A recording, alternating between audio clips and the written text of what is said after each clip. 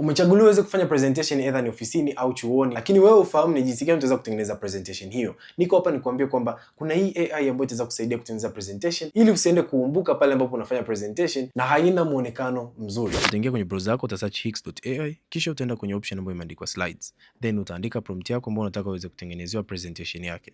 Na baada ya hapo utaweza kusend na AI ambayo iko ndani ya Hix ataendelea kuprocess hii presentation yako na ataweza kupatia presentation nzuri na pamoja na touching points. Kwa hiyo utaweza kuona presentation yako iko na picha pia ambazo zitaweza kupendezesha hiyo presentation. Kwa kama kuna sehemu umekosea, utaenda kwenye AI edit na utaweza kuedit hiyo kazi yako ambapo umekosea, na utaweza kusend na ataenda kuedit slide husika na sio slide zote. Na baada ya hapo ukiridhika na kazi yako, utaenda kudownload kama PPT au utaenda kudownload kama PDF na utaweza kufanya presentation. Na hizi presentation zinapendeza sana. Natumai utakuwa umeelewa. Kama unaweza kunifollow, like na kushare kwa marafiki zako na familia. Pia usisahau kucheck out website ya hix.ai ili uweze kutengeneza presentation nzuri zenye muonekano mzuri.